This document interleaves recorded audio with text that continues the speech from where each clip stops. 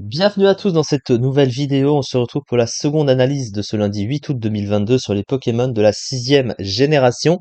Et dans cette vidéo, nous allons parler de Nymphalie, qui est la forme d'Evoli, donc une évolution rajoutée en 6e génération pour innover le fameux type fée apporté la même génération. Et du coup, comme son nom l'indique, eh bien, il est de type fée pur. Du coup, on va voir ce que ça donne en stratégie.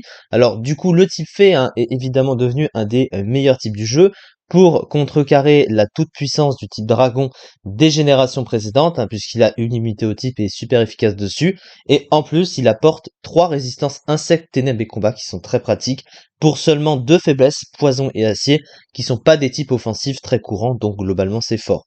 Offensivement, c'est également plutôt fort, puisque c'est un type correct offensivement, super efficace sur le type combat, le type ténèbres et le type dragon notamment, et qui apporte un coverage jeu plutôt intéressant. Après, c'est toujours mieux d'avoir un autre type à côté pour être plus fort, mais ça reste un type offensif fort.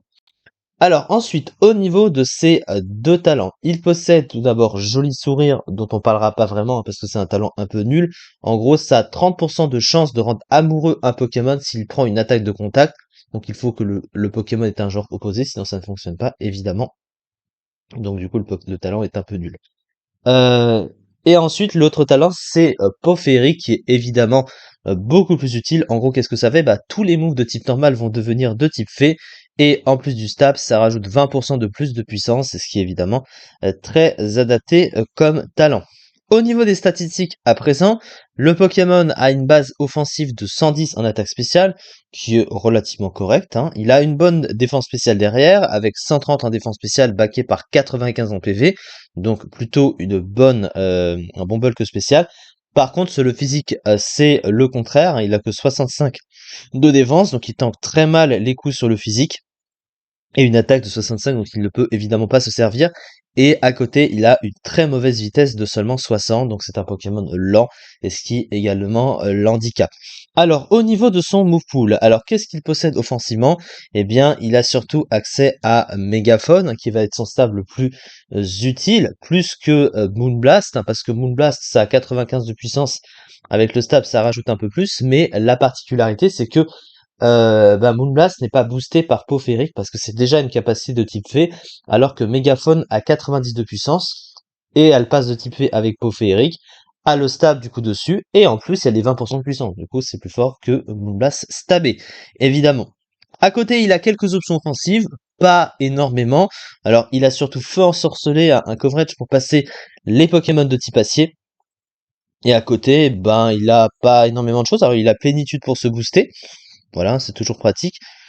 Et derrière, il a pas grand chose, il a ballon, voilà, mais il a pas beaucoup d'attaques de coverage supplémentaires. Son move pool de soutien, il est très restreint quand même dans l'ensemble, alors il a au moins vœu, voilà, avec le fameux vœu abri de Nymphalie, il y a une sorte de set comme ça. Il a tendance, ouais, le vœu abri qui est ici, qu'on peut voir. De Nymphalie qui est assez connu en stratégie. À côté, il a quand même les écrans aussi qu'il peut poser, mais dans l'ensemble, c'est vrai qu'il a un move pool de soutien assez restreint, donc ça peut rester un Pokémon très prévisible. Donc voilà, du coup, la fiche stratégique du Pokémon, donc une très bonne attaque spéciale et une excellente défense spéciale, de très bons PV, un type fait bon offensivement et défensivement, un talent Peau Féerique très intéressant, mauvaise défense et vitesse faible. Et du coup, le Pokémon se classe en Never Use, c'est une des rares évolutions, on va dire, correctes en stratégie, la meilleure classée étant Noctali, celle qui vient en dessous c'est Nymphalie, et toutes les autres sont en général très bas dans les tiers, en ZU ou en PU, donc voilà, c'est une des rares qui arrive à se maintenir à peu près correctement globalement, et il arrive à la troisième place du Never Use actuel, donc c'est un top tier Never Use avec 28,33% du tiers. Évidemment, dans les tiers au-dessus, ça ne suffit pas.